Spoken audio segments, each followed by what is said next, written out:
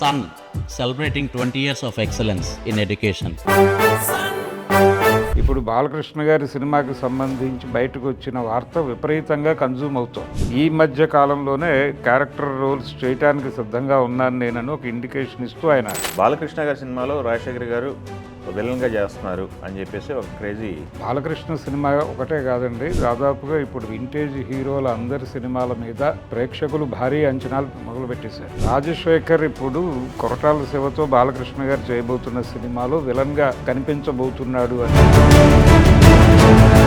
కొరటాల గారు చెప్పిన డైలాగు ఇప్పుడు రాజశేఖర్ అనే వార్త తెలుగు ప్రేక్షకులకి, బాలకృష్ణ గారి అభిమానులకి కాదు.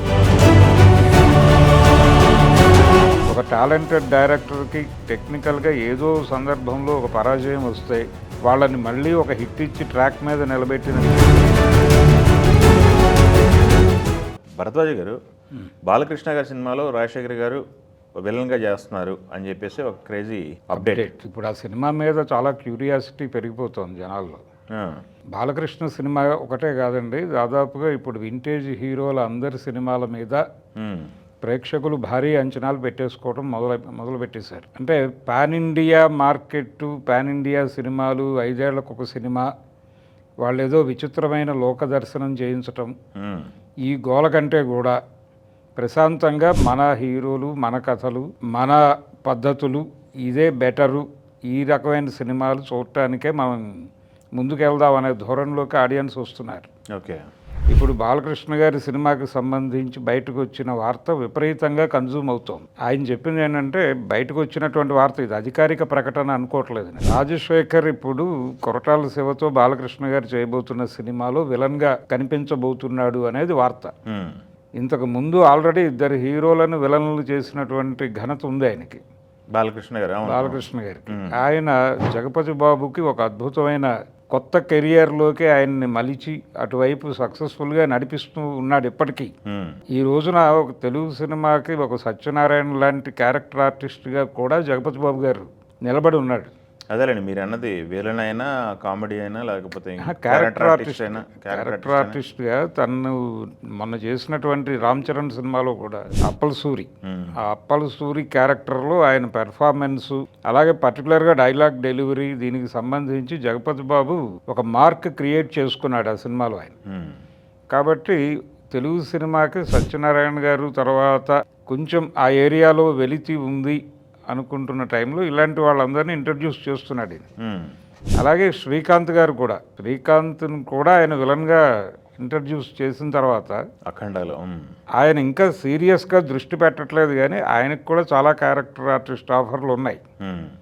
ఆయన విలనీ మెప్పించగలడు, అసలు విలన్గానే కెరియర్ మొదలుపెట్టాడు ఆయన. తర్వాత ఆయనలో ఇంకా పవర్ఫుల్ విలనీ ఉంది అనేది ఆయన బోయపాటి శ్రీను గారు అలాగే బాలకృష్ణ గారు కలిసి ప్రపంచానికి పరిచయం చేశారు. మళ్ళీ ఆ ఓపెనింగ్ కోసం వెయిట్ చేసే టైంలో బాలకృష్ణ గారు ఆ అవకాశాలు ఇస్తున్నాడు అందరికీ. ఈ మధ్య కాలంలోనే క్యారెక్టర్ రోల్స్ చేయడానికి సిద్ధంగా ఉన్నాను నేనని ఒక ఇండికేషన్ ఇస్తూ ఆయన శర్వానంద్ సినిమాలో చేసినటువంటి క్యారెక్టర్ మంచి పేరు తీసుకొచ్చింది. నితిన్ సినిమాలో ఒకటి చేశాడు, శర్వానంద్ సినిమాలో ఒకటి చేశాడు. నితిన్ సినిమా కంటే కూడా శర్వానంద్ సినిమాకి ఆయనకి మంచి పేరు వచ్చింది. మంచి పేరు వచ్చింది, నిజానికి ఆ ప్రాజెక్టుకి చాలా ఉపయోగపడ్డాడు ఆయన. ఇప్పుడు ఆయనని విలన్గా పరిచయం చేస్తూ సినిమా కొరటాల శివ డైరెక్షన్లో అని చెప్తున్నారు. అంటే ఆ సినిమా కథకి సంబంధించి మనకు ఒక అవగాహన ఉంది. అధికారంలో ఉన్న వ్యక్తి ప్రజలతో కలిసి ఇంకొక ఈవిల్ మీద ఫైట్ చేయటానికి వెళ్ళటం అన్న టోన్లో ఆయన చెప్పాడు లైన్ని. అంటే ఆ ఈవిల్ ఎంత పెద్దది అనేది చూడాలి. అంటే ప్రజలందరూ సఫర్ అవుతున్నారు, అది అడ్డుకోవటం కష్టం. అధికారంలో ఉన్నవాళ్ళు, అధికారం లేని వాళ్ళు అందరూ కలిసి ఒక ఐక్య సంఘటన కట్టి ఎదుర్కోవాల్సినటువంటి ఆ ఈవిల్ ఏమిటి, ఆ ఈవిల్ వెనకాల నిలబడేటువంటి శక్తిగా ఇప్పుడు రాజశేఖర్ని ప్రొజెక్ట్ చేసే అవకాశం ఉంది. అంటే ఆయన గెటప్ కూడా చాలా విచిత్రంగా ఉండే అవకాశం ఉంది ఆ సినిమాలో. గెటప్ దగ్గర నుంచి, ఆయన డైలాగ్ దగ్గర నుంచి టోటల్గా ఆ క్యారెక్టర్ని నేరేట్ చేసే పద్ధతే డిఫరెంట్గా ఉంటుంది. అందుకని ఆయన స్క్రీన్ ప్రజెన్సు గొడవ కంటే కూడా స్టోరీలో ఆయన ప్రజెన్స్ చాలా ఉంటుంది.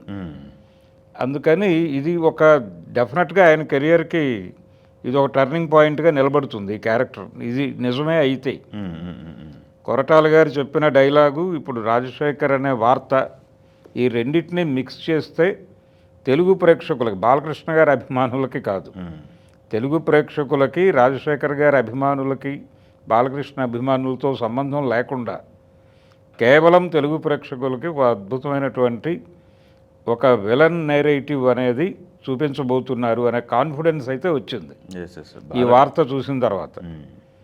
రెండోది, అవతల ఆపోజిట్లో బాలకృష్ణ గారు, దాంతో రౌద్రం ఉంటుంది కానీ ఇందులో మైండ్ గేమే ఉండే ఛాన్స్ ఉంది. ఆయన అగ్రెసివ్గా ప్రజల తరఫున రోడ్డు మీదకి వచ్చేసి నిలబడవచ్చు.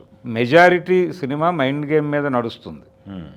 అందుకని అది మనకు అర్థమవుతూనే ఉంది. అంటే ఆ ఈవిల్ ఫోర్స్ వెనకాల ఉండే శక్తి, ఒక స్టైలిష్ విలని, ఒక పాలిష్డ్ విలని, ఒక కార్పొరేట్ తరహా విలని, ఇవన్నీ మిక్స్ చేసినటువంటి క్యారెక్టరు. అది డెఫినెట్గా విపరీతమైన ఎలివేషన్. అందుకని నిజమైతే ఈ వార్త నిజమైతే రాజశేఖర్కి ఒక అద్భుతమైన పాత్ర వచ్చినట్టే. ఓకే, అది ఎవరు చేసినా, ఆ క్యారెక్టర్ ఎవరు చేసినా అది చాలా గొప్ప పేరు తీసుకొచ్చే క్యారెక్టరే అవుతుంది. ఓకే, అది రాజశేఖర్కి పడితే ఆయనకు ఉపయోగపడుతుంది. ఓకే, తెలుగు ప్రేక్షకులకి అదొక ఎక్స్పీరియన్స్. అలాంటి ఎక్స్పీరియన్స్ ఇంతకుముందు జగపతి బాబు ఇచ్చాడు, తర్వాత శ్రీకాంత్ గారు ఇచ్చారు, ఇప్పుడు రాజశేఖర్ గారు ఇస్తారు. కాబట్టి ఆ సినిమా మీద ఆల్రెడీ చాలా ఎక్స్పెక్టేషన్స్ మొదలైనాయి. అంటే ఆయన చెప్పిన స్టోరీ లైన్లోనే అది ఉంది. సో ఆయన అంతే సీరియస్గా గనక సినిమాని ఎగ్జిక్యూట్ చేయగలిగితే కొరటాల శివ బ్యాక్ అవుతాడు, మళ్ళీ బౌన్స్ బ్యాక్ అయ్యి నిలబడి నేను ఈ లెవెల్ సినిమాలు తీయగలను అని చెప్పి ప్రూవ్ చేసుకోవడానికి ఆయనకు దొరికిన అవకాశం అది. బాలకృష్ణ గారు ప్రతి సందర్భంలోనూ ఒక టాలెంటెడ్ డైరెక్టర్కి టెక్నికల్గా ఏదో సందర్భంలో ఒక పరాజయం వస్తే వాళ్ళని మళ్ళీ ఒక హిట్ ఇచ్చి ట్రాక్ మీద నిలబెట్టిన చరిత్ర ఆయనకి ఉంది. సో ఆ చరిత్రలోకి ఈయన ఎంటర్ అవుతున్నాడు ఇప్పుడు కొరటాల శివ గారు. అలాగే విలన్గా ఆయన్ని ఇంట్రడ్యూస్ చేస్తే అది వాళ్ళిద్దరికీ కలిసి వచ్చే సినిమా అవుతుంది.